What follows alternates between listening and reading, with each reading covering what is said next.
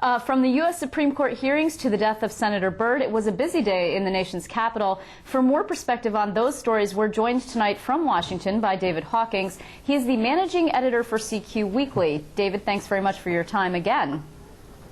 Nice to be with you.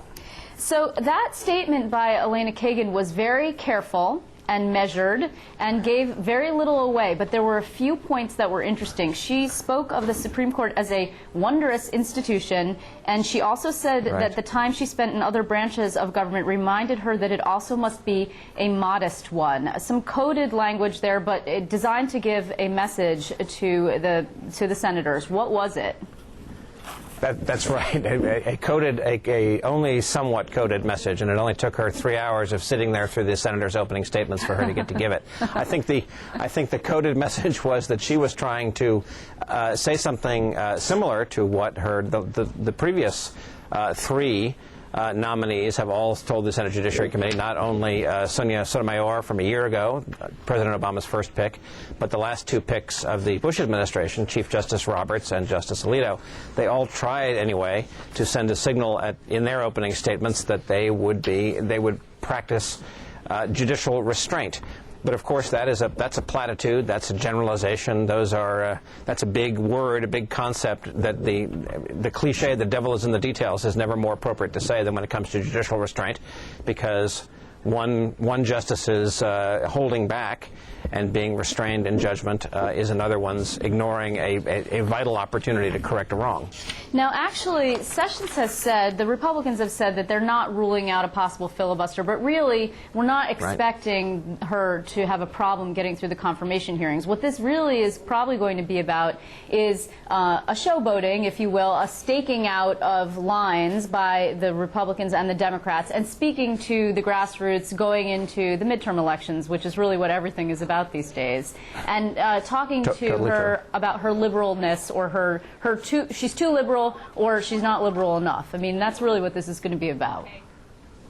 Well, that's totally true. It is all about the midterms, and both sides will be quite unabashedly using these hearings for the next few days to raise money for their side or the other. I would view it this way, which is I think the dynamic that you're going to see over the next few days. It's not going to be much suspense. It's almost certain that unless there's some revelation that none of us have any clue about at this point, that she will get through the Judiciary Committee, she'll get through the Senate. What I think you'll see the fight about in the next few days is the Democrats will say her lack of judicial experience is, in fact, a virtue. She's the first Supreme Court nominee to come before the Senate Judiciary Committee in 4 decades who wasn't coming from off the Federal Appeals Court or some other judicial seat. And the Republicans will say this is a big mistake, this is a big problem.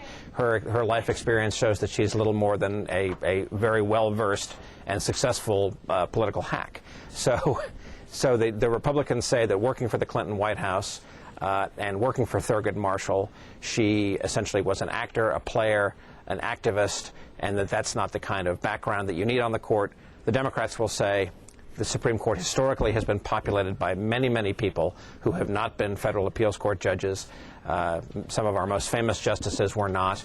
And that these are the types of people who have a real-world experience, who understand how the government works, and who understand the sort of mediating and negotiating skills that can be important for a Supreme Court justice, especially one on a court that's this ideologically divided. During the opening statements, which is sort of the opening shots, really, of these kind of hearings, you saw Pat Leahy of Vermont, the chairman of the committee of the Judiciary Committee, say that he wanted her to be open and responsive in her remarks. Do you expect that she will be open and responsive? Because everything that I've seen in past nominating of this kind of hearings has been actually that there's very little openness and very little responsiveness because of so much fear of opening oneself up to criticism from the other side.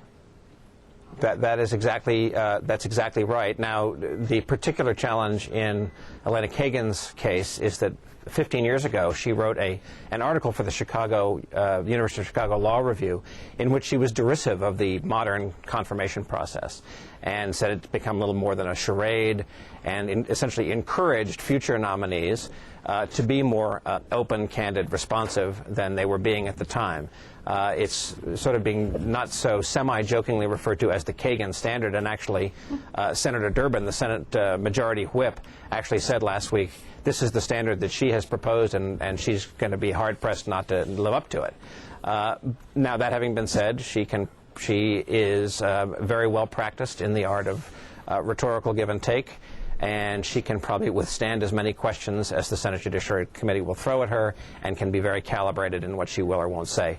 The one thing that is true about a Supreme Court justice to be, or somebody who's prospectively on the Supreme Court, is what they don't want to do is prejudge a case. They don't want to say something in their confirmation hearings that would essentially telegraph how they would rule in a particular case. That would be sort of unfair to the justice system. But there's a lot of reason to believe that there are a lot of things that they could say on some points of the law that wouldn't fall into that trap. So already we're actually seeing the Democrats prepare their defense, that their argument would be that they, particularly when that their argument would be actually that the court, as it is already constituted with a majority of conservatives, has been quite activist in its own right, particularly with the ruling regarding campaign finance and corporations and the ability of corporations to spend money. What other hot-button issues are you expecting to come up in these confirmation hearings as they go forward? I would expect abortion rights will be one, probably. What else should we expect? Abortion is always one. Campaign finance, as you just mentioned, will be one. Abortion, as you just mentioned, will of course be one. There are a pretty large number of senators on the committee. I sort of lost count. What are there, 17 senators on the committee now, I think? They'll have at least 17 different angles to approach. I mean, they'll all have something that they'll want to get at, and just Dean Kagan, or Solicitor General Kagan, as she's still to be called, has prepared herself from everything from aspects of criminal law, Miranda rights, civil law, constitutional law, the line item veto, budget enforcement in Congress. I mean, they'll